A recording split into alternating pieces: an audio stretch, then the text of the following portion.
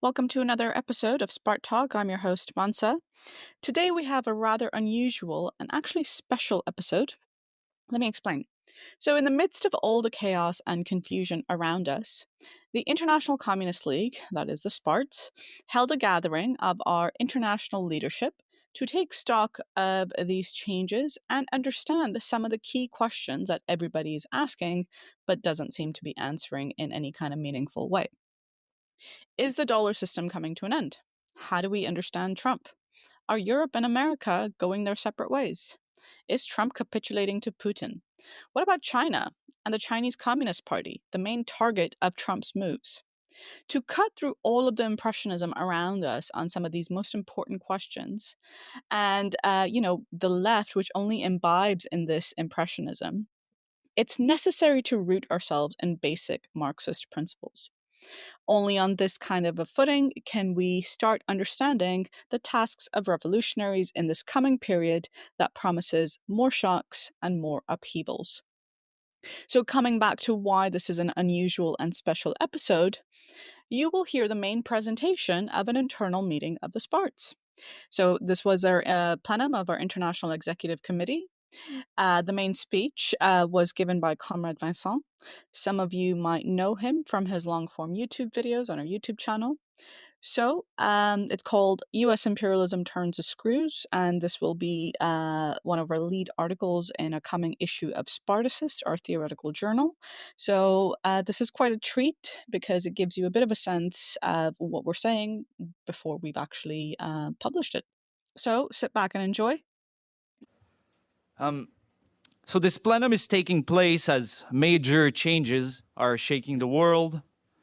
However, I cannot understate the amount of hysteria and disorientation we hear everywhere in the bourgeois press as well as on the left. Everyone is proclaiming the coming end of the dollar system or the post-war order, and few people have actually tried to put forward a coherent and serious explanation as to why the US needs Trumpism and why is he tearing up the liberal order. With this report, I want to hammer on the central points of the memo and clear as much confusion as possible in order to cohere the party really along a common understanding of the world situation and consequently of our task in it. There are two fundamental elements I think form the core of our view of the world. And the first is that the world is still characterized by the global domination of US imperialism. This is a fundamental point, and despite seeming obvious, I think, it is also the point which is almost unanimously denied in the Marxist left. The dominant trend in the Marxist movement are groups who believe the world is characterized by inter-imperialist rivalries between the US, China, Russia, and other countries. Following their victory in World War II, the US built the biggest empire in human history. Because of their industrial and military supremacy, the US was able to co-opt the old colonial powers and impose their power, their currency, their institutions to the rest of the capitalist world. And the US's victory in the Cold War and its destruction of the Soviet Union propelled the American empire to world hegemon. And since then, the American empire was not overthrown. It was not replaced with something else. It did not collapse, nor did it even fracture in a fundamental manner in the world order. There isn't a rival Russian empire or rival China empire. The world remains very much an American empire. However, for decades, the US has been declining. Its industrial and economic weight has constantly been diminishing. The US military overextended itself, and other countries saw economic growth, China in particular. And for decades, the contradictions between the diminishing weight, economic weight of the US, and the fact that they still dominate the world has been growing and growing to the point where now it has reached a breaking point. And this is the fundamental source of turmoil in the world order. This is what determines the world situation. And this is also the force which has propelled Trump to power, to reassert US dominance and shore up its position. And for this, the US must isolate and confront the People's Republic of China, its main economic rival. The US must revive its industry for war. The state must intervene to force parasitical private interests in this direction. And American society must be regimented for these aims by crushing dissent and purging universities and institutions of liberals in what is increasingly a Bonapartist regime. A broad free trade and liberalism, which once served the US empire so well, must be torn apart as they are now hampering US designs. A new arrangement must be reached with Russia. More concession must be extracted from US allies and neo-colonies. All of them must get in line. Just like American society, the US empire too must be marshaled behind a much more aggressive stance and cleansed of liberals and so-called enemy within. Thus, the source of turmoil in the world order is not the rise of China's so-called imperialism. China's unprecedented industrial development, made possible because it remains a worker state, happened within the US empire. And as the US is closing in, the Stalinist regime invokes the rule of the World Trade Organization and is putting a fight to save the old global order. The source of turmoil is also not the rise of a so-called Russian imperialism. For decades, what has defined Eastern Europe has been American expansionism, all the way to Russia's border. The Kremlin's invasion of Ukraine was a reaction to this, not the product of a supposed rising Russian empire. To be sure, these developments are challenging US supremacy and really undermining it. But it is entirely wrong and disorienting to believe that China, Russia, or the BRICS Plus alliance are vying for world domination or even seeking to set up a counterpost system to US dominance. In fact, the action of those regimes have been to shield themselves from growing US aggression. And these modest moves represent such a threat to the US precisely because the US remains the world superpower. The second fundamental contribution of our analysis is that all the forces fighting US imperialism and its junior partners cannot lead this fight to victory and cannot wage a truly progressive struggle against it. Whether it is the Chinese Stalinists, the various national bourgeoisie and petit bourgeois nationalists of the global South, or the trade union bureaucracy and social democrats in imperialist centers, all these forces are committed in different ways to the status quo. Because none of these seeks to vanquish the US empire, and because they all oppose working class revolution, they will ultimately seek compromise with imperialism. This does not mean that they cannot lead struggle. In fact, they will be forced to lead struggle. But their various ties to the status quo will mean that they will organize the battle in a way which disorganizes and divides the working class and the oppressed. This is why, for us, the unity of the world proletariat and the final victory against the US empire requires the creation of a new international and revolutionary leadership. So, the first section of the memorandum is on gradualism. And this is important because gradualism is pretty much at the source of most accommodation with imperialism and one of the main forces paralyzing the struggle against it. Gradualism has always been, in the workers' movement, the political envelope for reconciliating the oppressed with their oppressor. And the fundamental point we affirmed against gradualism is, in fact, quite simple. Empires are built not peacefully, but through wars. They are maintained by economic relations and violence, and they do not leave the scene of history gradually and peacefully, but through major shocks, crises, and wars. This is true for the US empire as it is for any other empires in history. And this is why the idea that the BRICS countries can overcome US dominance simply through their gradual economic development is false to the core and a lullaby to put the oppressed to sleep. And it is also why those Marxists who believe that the US lost its hegemonic position gradually and peacefully are wrong. The notion that China and Russia carved out their own sphere of influence at the expense of the US peacefully through economic development alone, without wars or even without a major fracture in the world order, is reformism applied to world relations. So what this section seeks to show as well is that these gradualist conceptions, so widespread on the left, were incubated by 3 decades of relative stability during the post-Soviet period. The complete hegemony of the US system, cloaked with liberal veneer and lubricated by economic growth, cheap goods, and generous subsidies to Marxoid academics, laid the basis for a widespread revision of imperialism on the left. Imperialism became an abstract notion about the export of capital. And since basically every country exports some capital, a growing number could be classified as imperialist or semi-imperialist.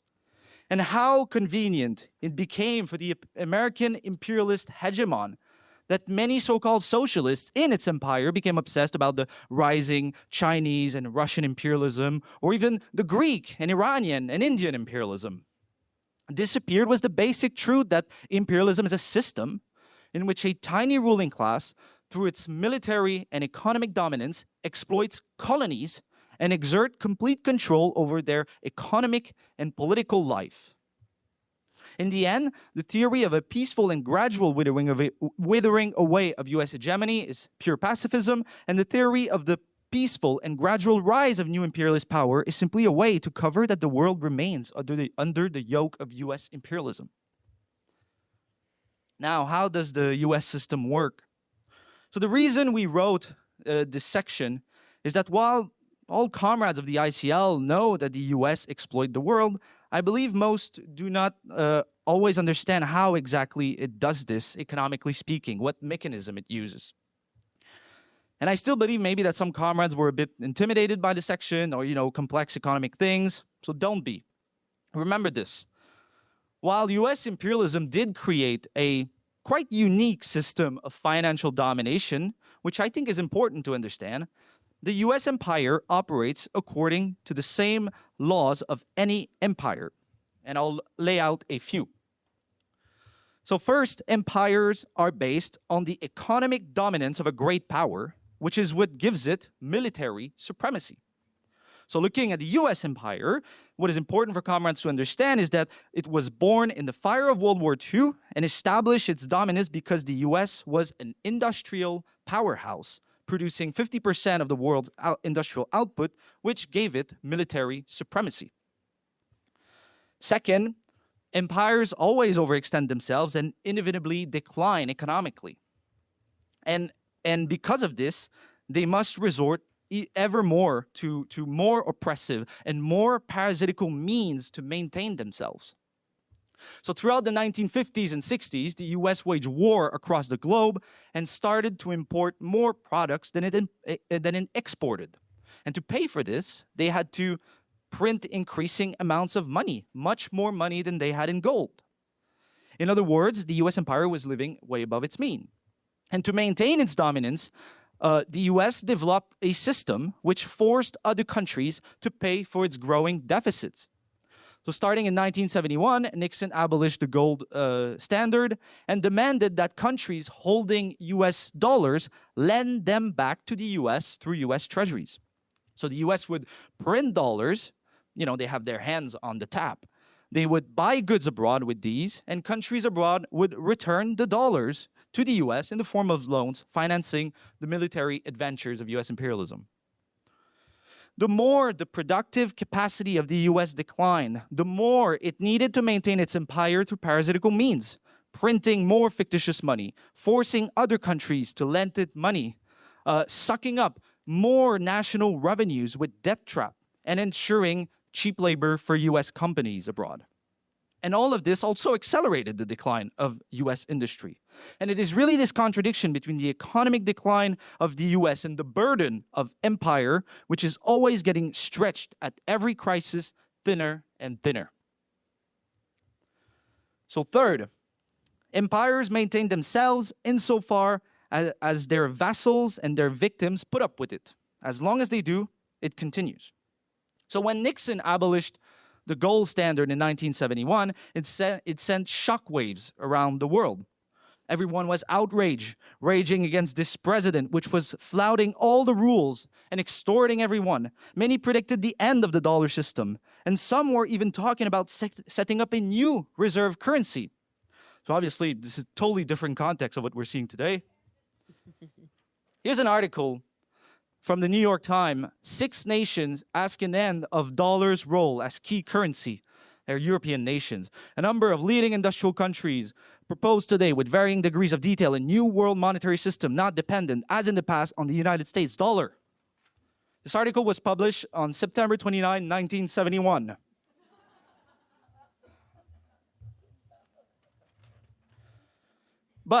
So Nixon abolished the gold standard, but everyone went with it. So they didn't set up a new world reserve currency. Why? Because they had no other choice.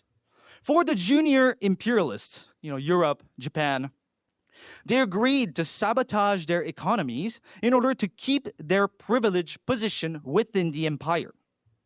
Other countries got a deal, like Saudi Arabia, and the rest of the Third World was put into submission through debt traps and military threats. And this was possible because the US remained the overwhelming economic and military power. Rejecting the US demands meant breaking with the US and confront the US, which no one was willing to do. The destruction of the USSR through massive financial pressure expanded the system to the entire globe.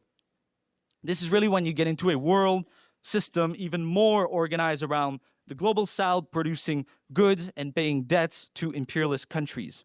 And it is within that system that China rose. China produced goods for the imperialist markets and accumulated large quantities of US dollars, which it reinvested in US treasuries, financing the US government deficit. However, China is a deformed worker state, meaning the US does not control its regime. And the state can mobilize forces in a manner impossible under capitalism. As an industrial powerhouse, China sought to reduce its dependence on the US and expand its trades, although without ever breaking with the US system per se. Nevertheless, China's rise, even from within the US empire, started to undermine its foundation. And then you had the 2008 crisis. To prevent the collapse of the financial system, the US started to print huge quantities of money. And they extended unlimited credit to their allies too, their junior partners, who needed these dollars to stave off the collapse of their banks. And the US pressured China to buy a ton of US treasuries to finance this deficit, which the Communist Party regime did. They really bailed out the US dollar system back then. And during the pandemic, mass money printing was brought to new heights. And the opening shots of the Ukraine war were really the first serious challenge to US expansionism in decades, and the first time also a major economy was excluded from its systems. And so all this stretched the system to extreme limit, always being in need of ever larger sum of fictitious money to finance an ever-growing deficit, and still struggling to contain challenges to its empire. It gets stretched and stretched and stretched, and this is when the US empire needs a Donald Trump.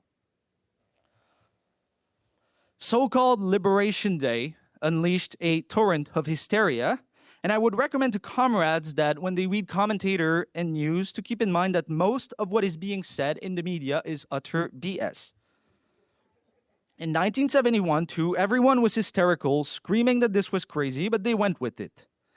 And everyone now is up in arms about how the tariffs were calculated with ChatGPT and Lesotho, and this is really just missing the forest for the tree. And it might look sometimes that what we are predicting in the memo, the total opposite is happening. Well, let me get into it a bit. So what is Trump doing?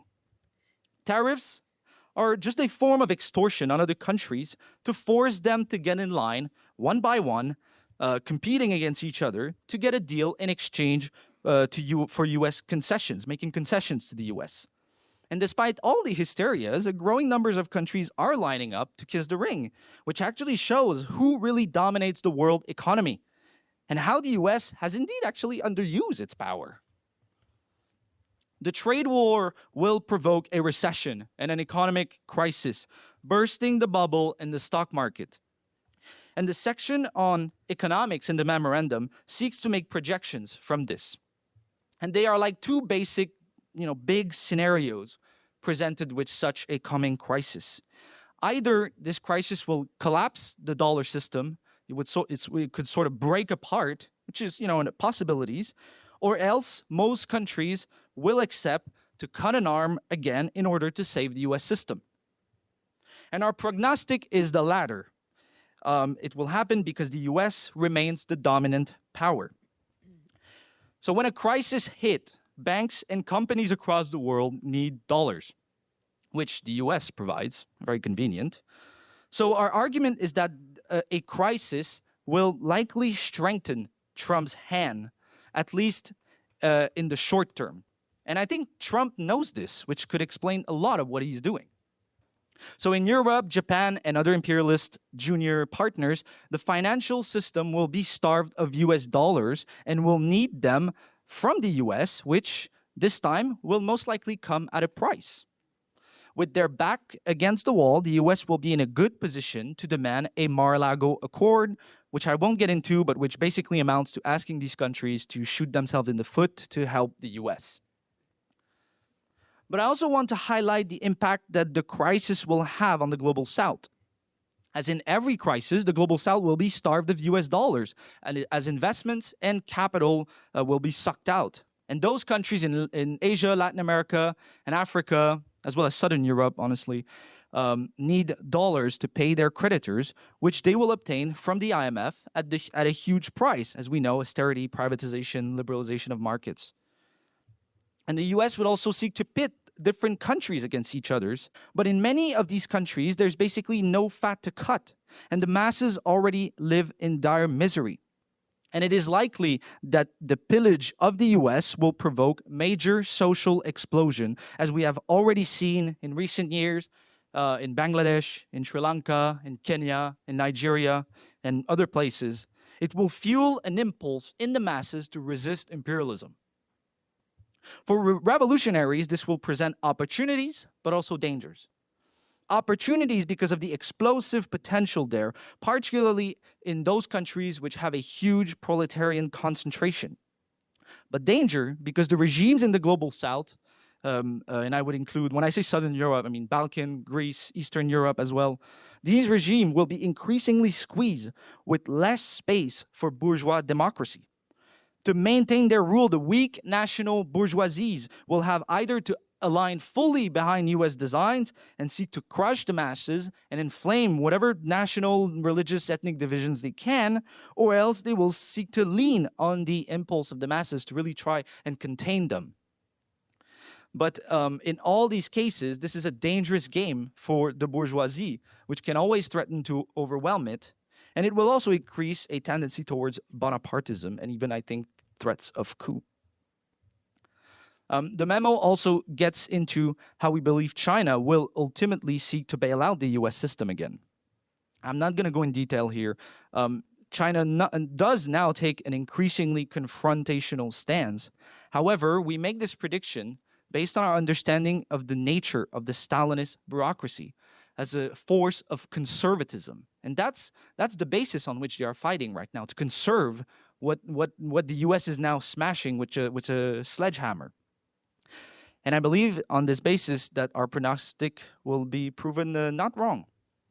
So knowing that an economic crisis is coming, it is key for our party to try and project how it will play out in order to orient ourselves. Of course, we cannot exactly know how it will play out, and maybe our projections will be proven wrong. And indeed, the last paragraph of this section in the memorandum does stress that the world is not like 2008 or like 1971, the example I've been talking about. And it might very well be much more difficult for the US to impose its will. There is a difference between what the US want and what they can actually pull out, which is an important point. I haven't stressed it yet so much, but it's important to keep this in mind and look at the world with this in mind. Many obstacles could come in the way of Trump very soon, starting with powerful working class movements in the global south, and maybe even domestic opposition in the US and working class struggle elsewhere. However, the reason I still believe the prognosis of the memo is correct is that the same choice as 1971 is posed to all countries. Either you submit to the US or you refuse. But this latter option requires confronting the US requires breaking with his system. And so which country will actually be able and willing to do this? Not many, I believe, at least in the short term. And I stress short term because 5, 10 years, that's a different story. Okay, the Ukraine war. This is another issue which, if you read the Western press, you will simply not understand anything about it. It is honestly a succession of lies and hysteria. You know the slogan that the first victim of a war is the truth, or so that like totally applies with this war. The liberals have been screaming about how Trump is capitulating to Putin and destroying the transatlantic alliance. That has been really, particularly in Europe, but also elsewhere in the New York Times, etc. The truth is that Ukraine is losing this war.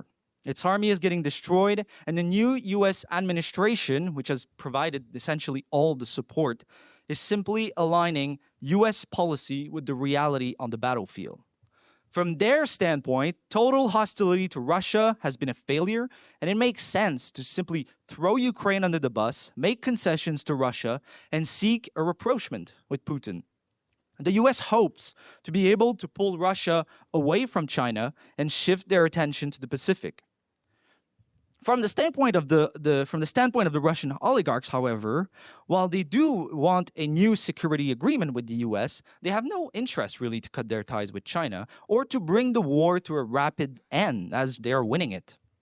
And given the inertia in Europe, in the liberal establishment, and also in part of the establishment in the US, the opposition to negotiating a deal with Russia, it will likely take more advances on the battlefield to break this entrenched opposition.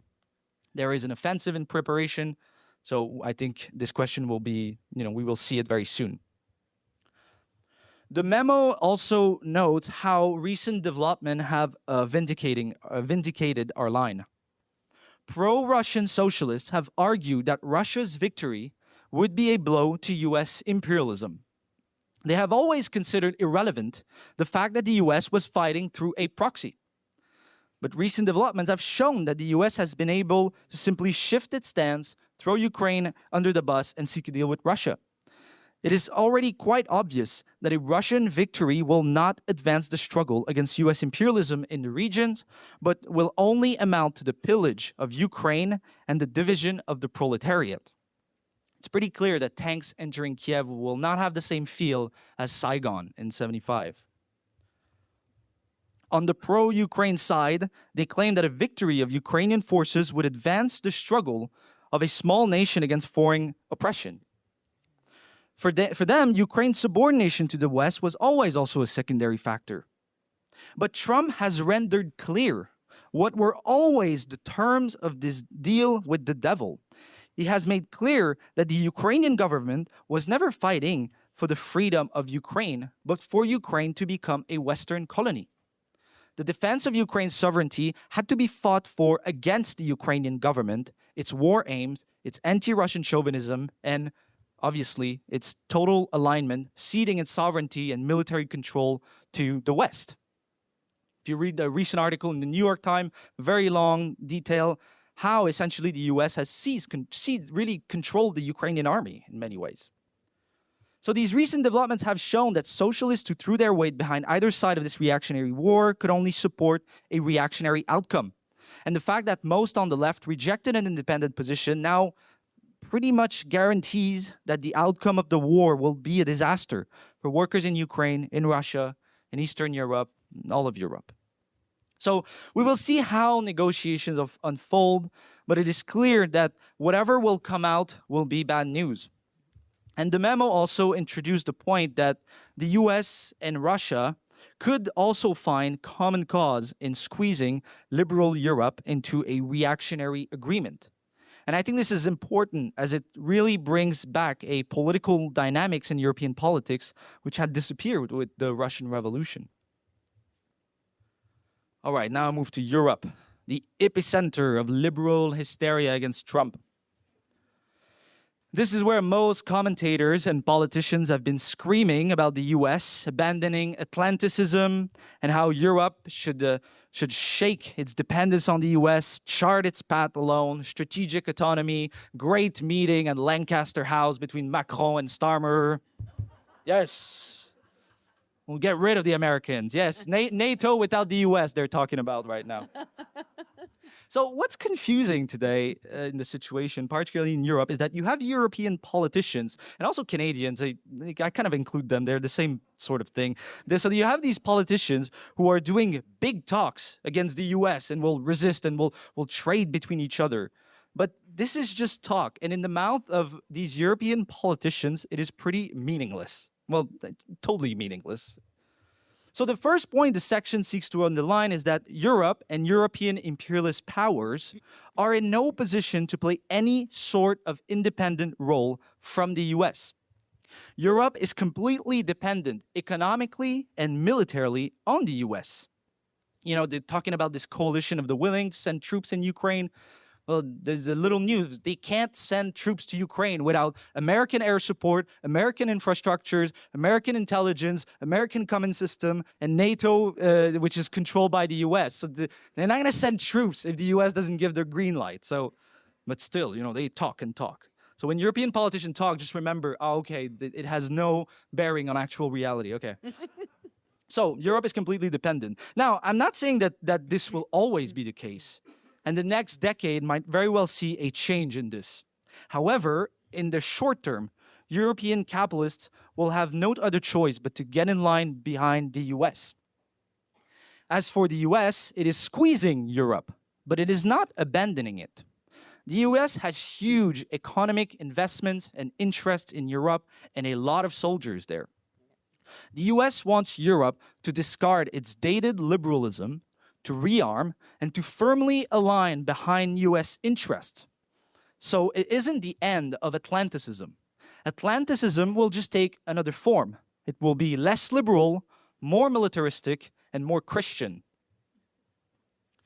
The section develops the point that there's a contradiction between the economic base of European capitalism, its utter state of weakness and dependence on the US, and the political superstructure. Europe is dominated by liberal politicians who live in a parallel world, disconnected really from the economic reality of the continents, and who are utterly also discredited in their population.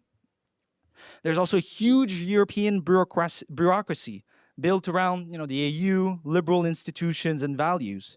And advanced European countries still have a sizable middle class with economic ties to that liberal status quo, which is also what gives a certain room still to the political center in Europe.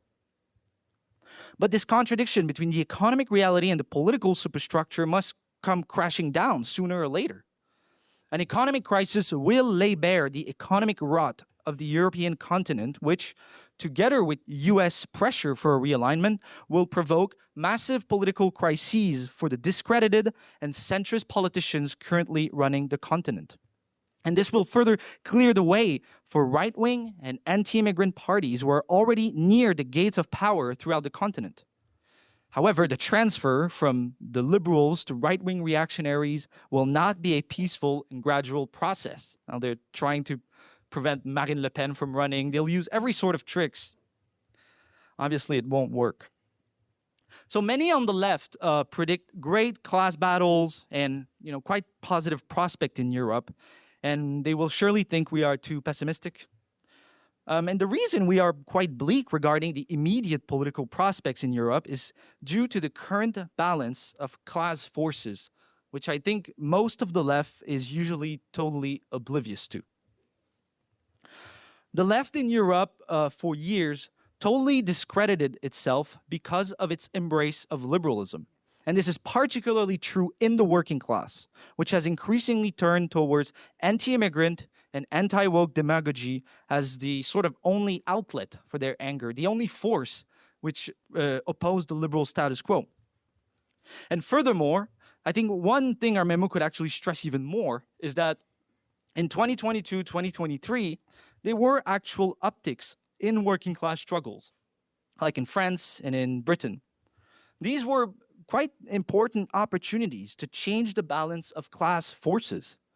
But these movements were led to defeat entirely because of the rotten leadership of the trade unions, which drove them to the ground. And most of the left is in denial about this. But its effect was to really weaken the position of the working class and help accelerate the further right-wing shift in society.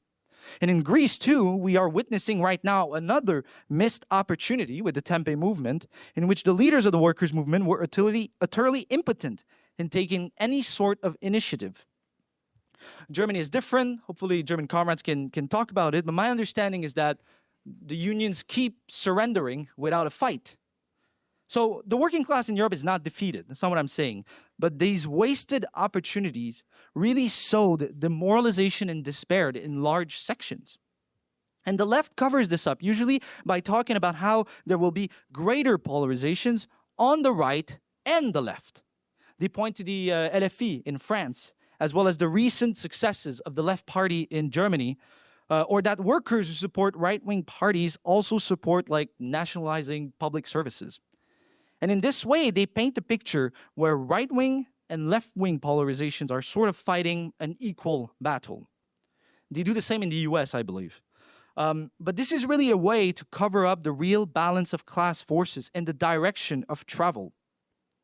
The base of support for the left party, and in large part for the LFI in France, is in the liberal, radical, petit bourgeoisie. In contrast, the base of support for right-wing parties in Britain, in France, in Germany, and beyond is in large part in the working class.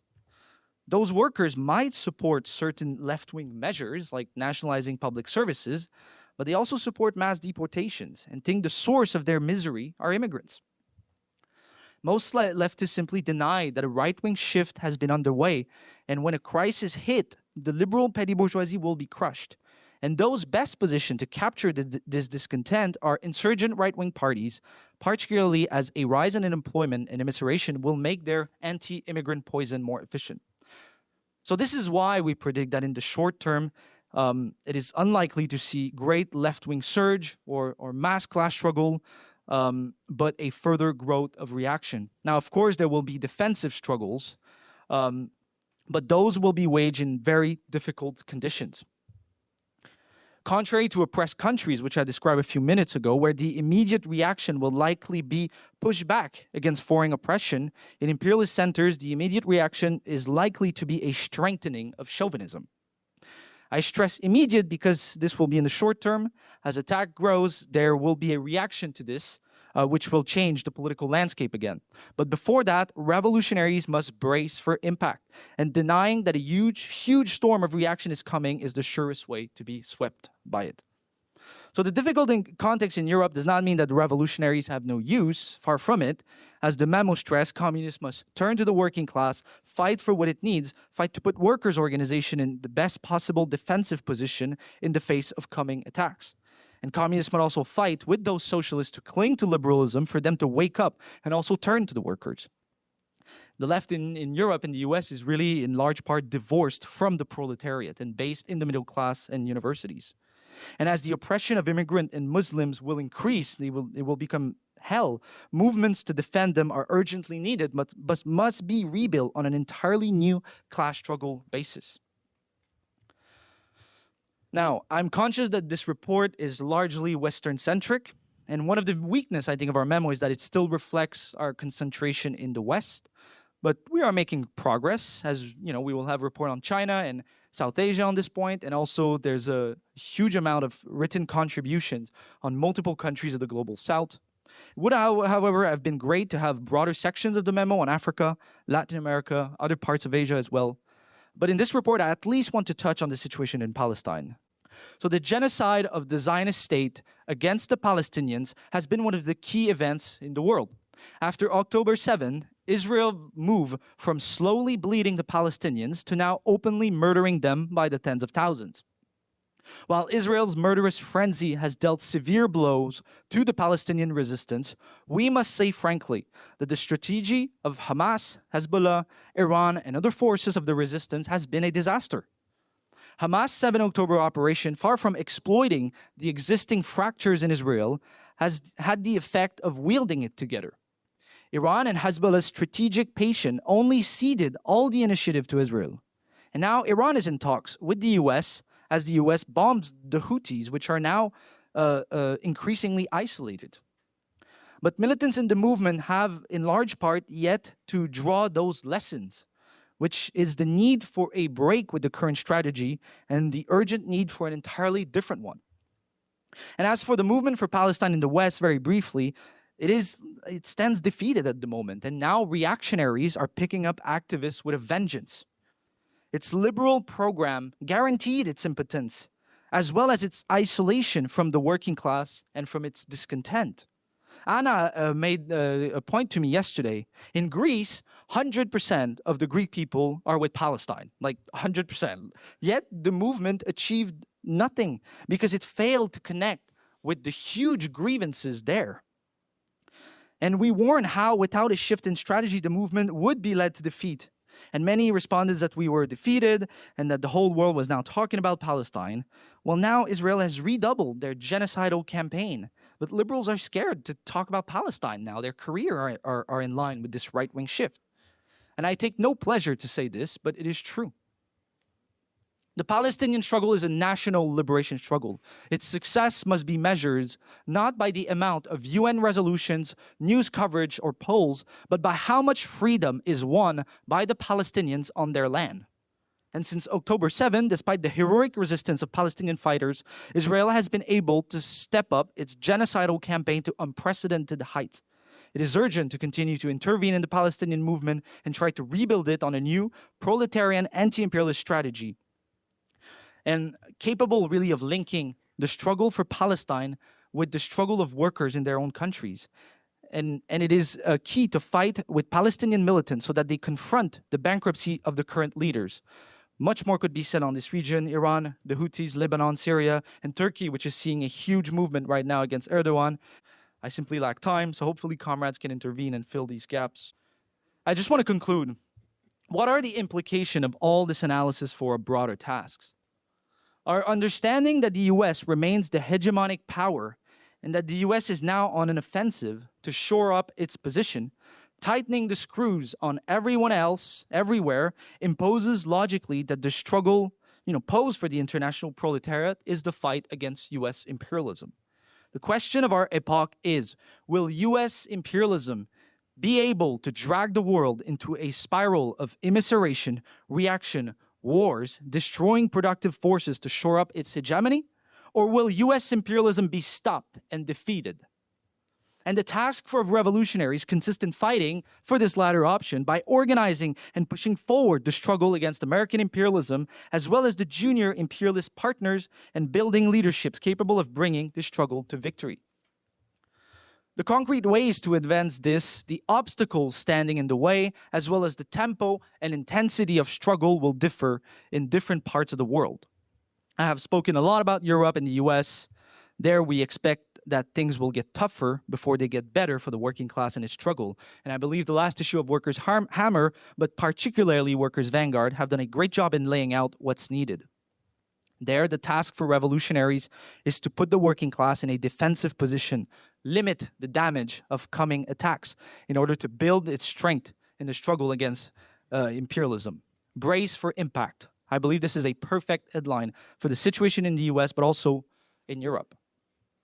And this task will require the most resolute struggle against the leaders of the working class, this aristocracy of labor policing workers for their imperialist masters, and who have led the proletariat into a blind alley, have done everything to subordinate it to a wing of its exploiters, and have only weakened and disorganized its ranks. As I laid out, we expect the tempo and intensity of struggles to be different in countries of the global south, oppressed by imperialism. This is why one of the goals of this plenum is for the ICL to consciously turn its attention towards the global south, Africa, Asia, Latin America, not only because this is where most of the world proletariat is concentrated, but it is also where U.S. imperialism's new offensive will most likely provoke the most explosive struggles. The task posed is defend oppressed countries against the pillage of U.S. imperialism and its vassals. Their revolutionaries are in direct competition with the national bourgeoisie, petty bourgeois nationalists as well. Their strategies, their ties to private property, their conservatism and backwardness, their fear of the masses will prove to be a formidable obstacle to defend the nation against foreign aggression at every step. It is by pushing the fight against imperialism forward, by putting forward what needs to be done to win, that we can expose those forces and show in practice the need for communist leadership of the anti-imperialist struggles, and including in Palestine. It is by continually tying the burning needs of the toilers, their thirst for land, for democracy, for living decently, for national development, to the need to overthrow imperialism, that we can show the treacherous role which will be played by the national bourgeoisie in the neo-colonial revolution. The same must be done in the trade unions. Communists must build them, constantly combat the corrupt and venal bureaucracy, learn to combine legal and illegal methods of work, and tie the struggle for workers' condition with the struggle against imperialism. And against the chauvinism and parochialism of nationalists and bureaucrats, the communists always seek every opportunity to build a unity of workers across border, and in particular with the workers in the imperialist center. A struggle must also be waged against other so-called communists on this basis, against those who use the hammer and sickle to tie workers to the bourgeoisie, but also those who, in the name of class independence, reject the struggle against imperialism. Also, defend the People's Republic of China. China is the primary target of US imperialism, which is now openly moving to asphyxiate China. Workers, whether in the global south or in the imperialist centers, must understand that the fate of the People's Republic is tied to their own, that every blow delivered to China is a blow against the world proletariat. Our comrades in Mexico and South Africa, I believe, have already advocated the need to strengthen trade with China. Yes, indeed. And it is by putting forward what needs to be done to defend China that we can show also the treacherous, absolutely terrible policy followed by the Communist Party of China, constantly appeasing imperialism, repressing the workers, and opposing internationalism and the extension of the revolution, which is the only way to really safeguard China.